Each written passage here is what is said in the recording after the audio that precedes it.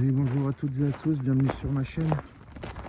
Donc aujourd'hui, on va profiter de ma petite marche digestive pour faire une petite vidéo. Une vidéo qui sera axée sur les objectifs que je me suis fixés en 2025. Objectifs de préparation et également des petits objectifs personnels. Excusez-moi, un peu essoufflé parce que là je viens de manger une gentille petite côte. Du coup, donc objectif 2025 en ce qui concerne ma préparation. Donc dans un premier temps, reconstituer mes stocks alimentaires que j'ai fait tourner un peu par nécessité pour le coup. J'ai eu une deuxième moitié 2024 assez compliquée financièrement, avec beaucoup de très grosses dépenses à faire par mois, ce qui m'a permis du coup de vider un petit peu mes stocks pour les faire tourner comme je le disais juste avant, et puis de pas être inquiet en fin de mois. Je savais que j'avais toujours de quoi manger, donc pour le coup des stocks qui ont bien servi. Là on n'est pas loin d'être pas au niveau zéro, hein, mais je pense que j'avais 2-3 mois d'avance, et là maintenant je pense que j'ai réduit à un petit mois, je dirais 3 semaines à peu près. Donc voilà, donc reconstituer un peu mes stocks. Ensuite même chose, alors ça j'avais déjà commencé en 2024, mais bon, j'avais mis un petit stop. Acheter de quoi pallier à d'éventuelles pannes d'électricité. Donc chez moi dans mon appartement, j'ai absolument tout qui fonctionne à l'électrique, et je me dis qu'en cas de panne, voilà, le four, les plaques de cuisson, le chauffage, les choses comme ça, je serai un petit peu embêté.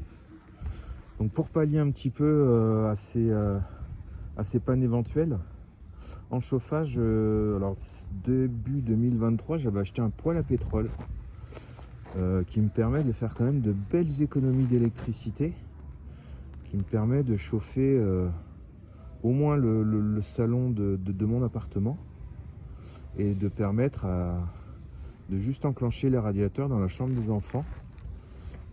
Pour moi, la chambre adulte, j'aime bien qu'il fasse frais, donc je mets pas le radiateur. La chaleur dégagée par le poêle permet de réchauffer un petit peu aussi cette pièce là. Et moi, si j'ai un petit 15-16 dans la chambre, ça ne me dérange absolument pas. Donc pour pallier à ça, donc poêle à pétrole, alors que j'ai déjà, je pense m'acheter assez rapidement des petites plaques à gaz de camping, voilà, qui me permettra en cas de coupure d'électricité de pouvoir faire chauffer de l'eau, ou de pouvoir faire chauffer une poêle pour y lancer 2 morceaux de viande. Donc c'est des choses que j'utiliserai vraiment en cas de dernier recours, mais voilà, qui me permettront de préparer la popote pour moi et mes enfants et ma femme. Après, résilience énergétique, je suis locataire, donc il est vrai que j'aimerais faire mettre des panneaux solaires sur le toit pour produire un petit peu d'électricité. Mais comme ce n'est pas chez moi, je vais pas m'amuser à engranger des travaux qui vont engranger également des frais. Si par bonheur j'ai la chance un jour de pouvoir acheter un bien, et effectivement c'est ce que je ferai, je pense, dans les premiers temps. Sachant qu'on peut revendre aussi de l'électricité à EDF, donc on va faire des économies et puis faire un petit peu d'argent là-dessus, ça peut être pas mal.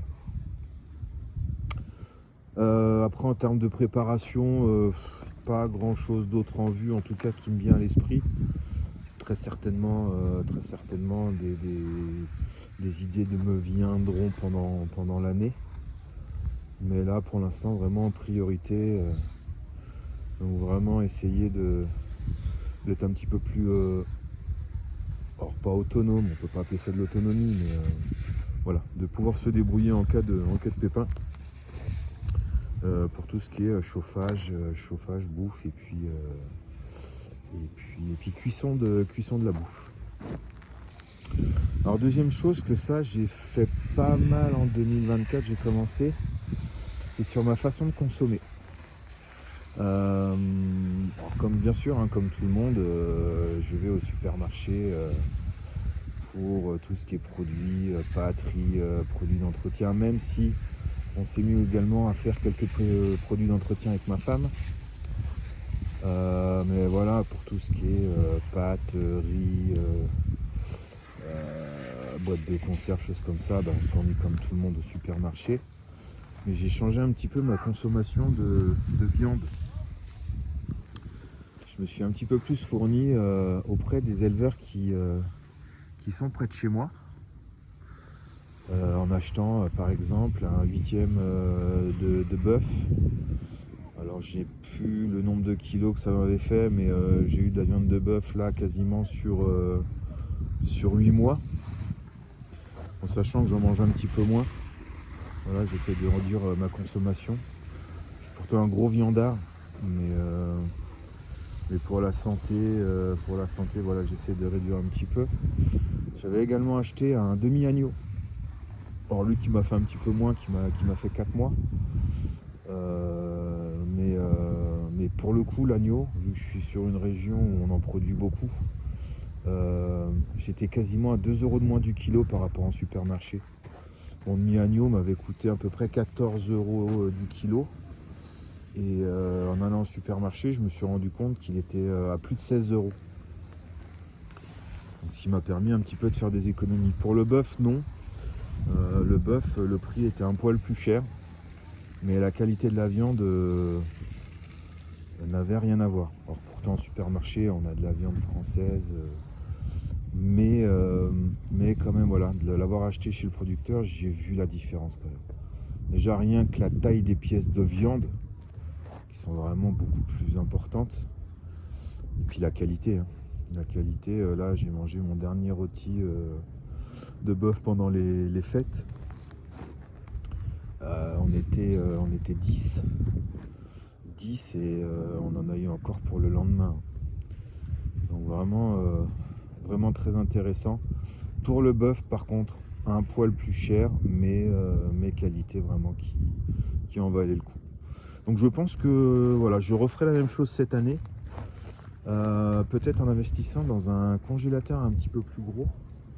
Là actuellement j'ai un petit congélateur cube qui me permet de stocker un petit peu, mais si je veux un petit peu plus gros en bœuf ou en agneau, je risque d'être assez limité. Donc je suis en train de regarder la contenance des grands congélateurs tiroirs qui me permettra peut-être de stocker un petit peu plus. Et puis pourquoi pas, au lieu d'acheter une fois un demi-agneau dans l'année, dès que le producteur en fait, c'est un copain, il a mon numéro, il m'appelle. Dès que j'en ai plus, je recommande un deuxième. Donc en agneau ou en bœuf ou en autre viande, hein, en cochon. J'avais également des plans pour un colis de cochon, mais malheureusement j'avais plus de place dans le congélateur. Donc j'ai pas pu me fournir. Mais voilà, cette année j'espère pouvoir le faire. Et ça me permettra de consommer local déjà, meilleure qualité, et puis j'espère en faisant des économies, parce que c'est surtout pour ça qu'on fait. Pour tout ce qui est fruits et légumes frais également, alors j'ai essayé de me fournir un maximum auprès d'un ami maraîcher. Donc forcément là en fruits et légumes de saison, hein. Mais même chose, hein. Des tarifs qui sont bien plus intéressants qu'en supermarché. Je pensais pas que les intermédiaires s'en mettaient autant plein les poches. C'est vraiment incroyable. Alors j'ai plus l'exemple là, mais je crois que pour 1 kilo de carottes, j'étais presque à 1 euro de différence du kilo, donc moins cher d'1 euro chez le maraîcher qu'en supermarché. Donc voilà, j'ai privilégié ces filières là. Comme je vous disais, bien sûr, j'irai toujours au supermarché comme tout le monde. On a des produits qui sont compliqués à trouver chez nous, donc là on les trouve vraiment qu'en supermarché.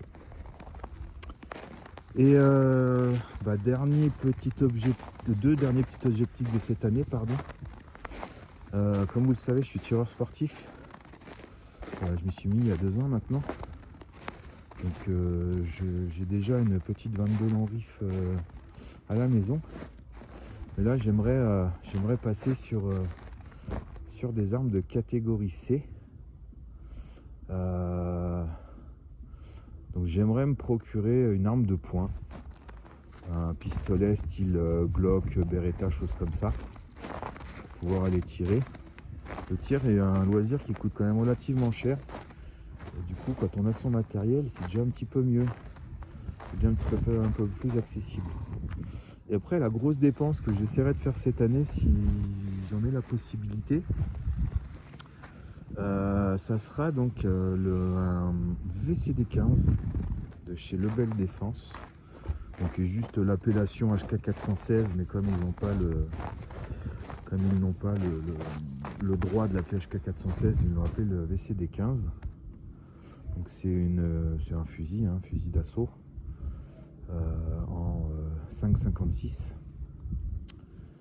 Mais là on n'est pas loin de 2000 €. Donc quand les finances le permettront et que les stocks seront faits, la priorité ça va être ça. Et vraiment, si j'en ai la possibilité, ensuite partir là-dessus. Et dernier objectif, ça va être des objectifs un petit peu personnels. J'aimerais me former à plusieurs choses. Donc, comme je vous en parlais dans la dernière vidéo, je me tâte à passer mon permis de chasse. Alors c'est pas parce que je suis un fan de chasse, c'est que je me dis vraiment en cas de pépins, de gros pépins pour le coup. Donc là on en revient en vidéo des niveaux d'effondrement, donc là on serait sur du 3 ou du 4. C'est en cas de pénurie alimentaire. Voilà. La chasse, alors, c'est un art entre guillemets. Déjà pister les animaux, c'est déjà pas facile. Mais ensuite, quand on tue un animal, le dépecer correctement, là c'est un peu plus compliqué, surtout si on n'a pas les connaissances. Il suffit que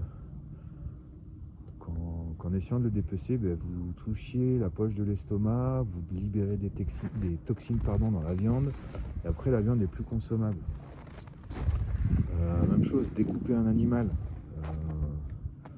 Malheureusement, c'est pas le moment venu où il faudra s'inventer cette technique-là. Donc c'est vraiment des choses à savoir faire.